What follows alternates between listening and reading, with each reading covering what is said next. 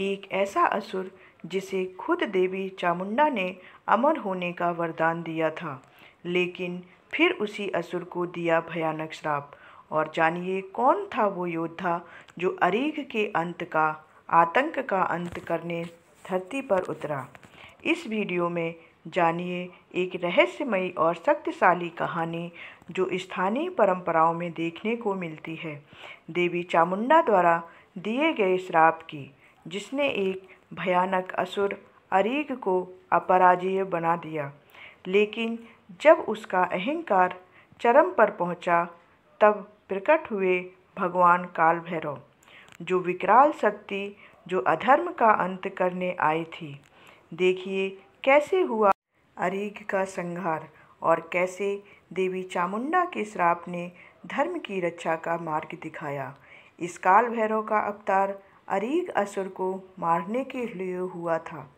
काल भैरव की एक और कहानी देखने को मिलती है जो शिव पुराण में मिलती है, जिसमें ब्रह्मा जी ने के अहंकार को नष्ट करने के लिए काल भैरव का अवतार हुआ था। तो चलिए जानते हैं। बहुत समय पहले त्रिलोक में संतुलन बना हुआ था, स्वर्ग, मृत्युलोक और पाताल लोक। लेकिन एक दिन उस संतुलन को चुनौती दी एक भयानक असुर अरीघ ने। वो न सिर्फ बलवान था, बल्कि छल और माया में भी निपुण था। वर्षों की कठोर तपस्या के बाद उसने देवी चामुंडा को प्रसन्न कर लिया और उसने एक वरदान मांगा।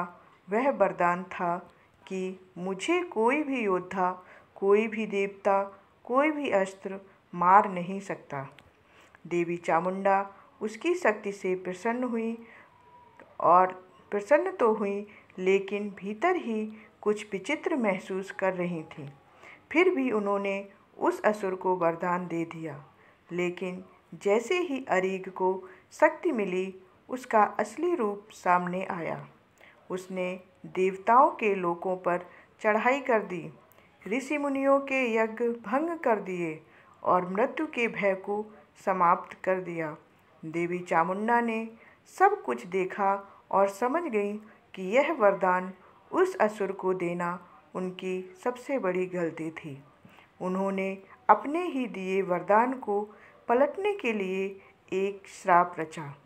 उन्होंने अरीघ से कहा, तू अपराजेय है, लेकिन एक दिन तेरा अंत होगा, एक ऐसे योद्धा के हाथों जो न देवता होगा, न मानव होगा और न ही राक्षस होगा। उसका जन्म तब होगा जब तेरा अहंकार आकाश को छू लेगा। अरीघ हंसा। उसने सोचा, ये बस एक डर फैलाने वाली चाल है। उसका आतंक बढ़ता गया। देवता भयभीत होने लगे, इंद्रलोक सूना हो गया, यज्ञ बंद हो गए, धरती पर अंधकार छाने लगा। तब ब्रह्मा, विष्णु और महेश ने एक बात सोची। उन्होंने अपनी ऊर्जा को एकत्र किया और शिव के रौद्र रूप से प्रकट किया एक विकराल योद्धा, जिसे काल भैरव कहा गया। काल भैरव, जिनकी आंखों से ज्वाला निकलती थी, जिनके पैरों की आहट से पर्वत कांपते थे और जिनके त्रिशूल से समय भी थम जाए। वो ना देवता थे, ना मानव और ना ही राक्षस थे। वो थे महाकाल का प्रतिरूप। देवी चामुंडा मुस्कुराईं, क्योंकि उनका श्राप अब पूरा होने को था। जैसे ही काल भैरव ने अरीघ को ललकारा, पूरा ब्रह्मांड कांप उठा।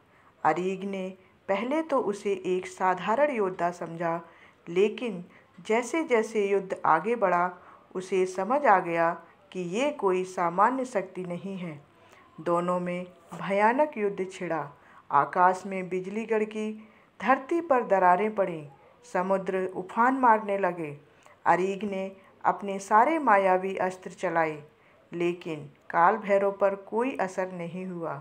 काल भैरव ने एक ही बार में उसके 10 सिर काट दिए, लेकिन हर बार वो सिर फिर से उगाते। तब काल भैरव ने अपनी तीसरी आंख खोली, और वही अग्नि थी जो सृष्टि को भस्म कर सकती थी। उस तेज से अरीघ का बल नष्ट हो गया। एक तीव्र त्रिशूल वार ने उसका अंत कर दिया। अंधकार मिटा, यज्ञों की ध्वनि लौट आई और देवताओं ने चैन की सांस ली। देवी चामुंडा ने प्रकट होकर कहा, जब भी अधर्म बढ़ेगा कोई न कोई शक्ति जन्म लेगी, लेकिन वह शक्ति तभी जागेगी जब अंधकार अपनी सीमा लांघेगा। और काल भैरव को उन्होंने आशीर्वाद दिया, तुम हमेशा समय के रक्षक बनोगे, धर्म के सेनापति होगे और हर उस शक्ति का विनाश करोगे जो संतुलन बिगाड़ेगी। यह थी एक ऐसी कहानी जहां एक श्राप बना न्याय का माध्यम और एक रौद्र योद्धा बना विनाश के माध्यम से सृष्टि का रक्षक। अगर आपको इस कहानी के बारे में कुछ भी कहना हो तो हमें कमेंट करके ज़रूर बताएं।